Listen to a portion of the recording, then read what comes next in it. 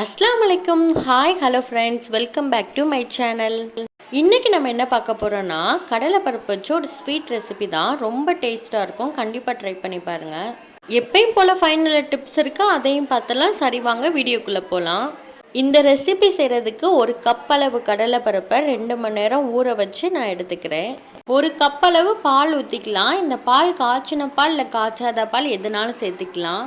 ஒரு பிஞ்ச் அளவு உப்பு சேர்த்துட்டு மூடி போட்டு ஒரு 5 விசில் விட்டுறலாம்.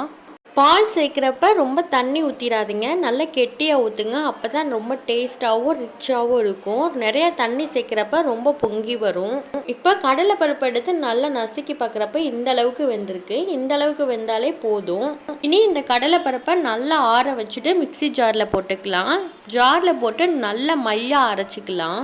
கடலைப்பருப்பை அரைக்கிறப்ப இதில் இருக்க பாலை ஊற்றி அரைச்சிக்கலாம், தண்ணி எதுவும் சேர்க்காம. அடுத்து ஒரு கடாயில் ஒரு 5 ஸ்பூன் நெய் ஊற்றிக்கலாம். நெய் சேர்க்குறதுனால ரொம்ப டேஸ்ட்டாக இருக்கும். அதுக்கப்புறம் 4 ஸ்பூன் கோதுமை மாவு சேர்த்துக்கலாம். கோதுமை மாவு சேர்த்து அதை நெய்யில் நல்லா கலக்கி விட்டுறலாம், எந்த கட்டியும் இல்லாமல். இது கிண்டுறப்ப அடுப்பை சிம்மில் வச்சுக்கலாம். நெய்யில் கோதுமை மாவு வதங்குறப்ப நல்ல மணமாக இருக்கும்.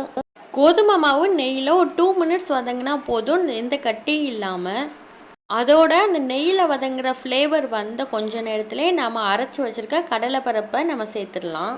கடலைப்பருப்பு சேர்த்து ஒரு 5 மினிட்ஸ் நல்லா வதங்கினதுக்கப்புறம் 1 கப் அளவு ஜீனி சேர்த்துக்கலாம்.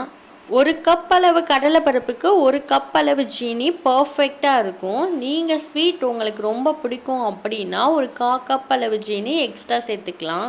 ஜீனி சேர்த்து நல்லா கிண்டி விட்டுறலாம். இப்போ ஜீனி நல்லா மெல்ட் ஆக ஆரம்பிச்சிருச்சு. எப்பயுமே ஹல்வா செய்கிறப்ப கொஞ்சம் பொறுமையாக கிண்டுற மாதிரி தான் இருக்கும். இது ஃபஸ்ட்டு கரண்டி நெய் சேர்த்துருக்கேன். நெய் சேர்த்து இதை நல்லா கிண்டி விட்டுறலாம். இப்போ செகண்ட் கரண்டி நெய் சேர்த்துருக்கேன். நெய் சேர்த்து இதை நல்லா இனி கிண்டி விட்டுறலாம். கொஞ்சம் டைம் எடுத்து கிண்டுற மாதிரி தான் இருக்கும். இப்படி கிண்டுறனால இதில் இருக்க ஈரப்பசம் எல்லாமே போய் நெய் எல்லாமே பிரிஞ்சு வரும்.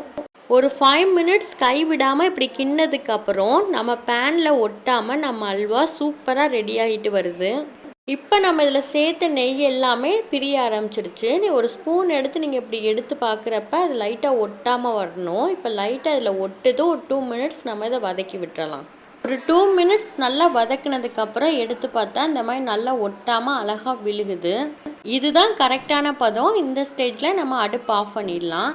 அடுத்து முந்திரி, கிஸ்மிஸ், பாதாம், உங்கள்கிட்ட எந்த நட்ஸ் இருக்கோ அதை நெய்யில் தாளித்து ஃபைனலாக இதில் கொட்டிடலாம்.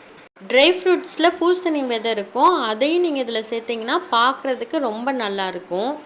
அந்த கப்பில் நம்ம ரெடி பண்ண அல்வாவை உள்ளே வச்சு கவுத்துனப்ப இந்த மாதிரி மோல்டு மாதிரி நம்மளுக்கு கிடச்சிருக்கு. லைட்டாக ஒரு தட்டு தட்டினோன்னா அழகாக ஒட்டாமல் வந்துருச்சு. டெக்கரேஷனுக்காக அதில் இருக்கிற முந்திரி எடுத்து மேலே வச்சுக்கலாம்.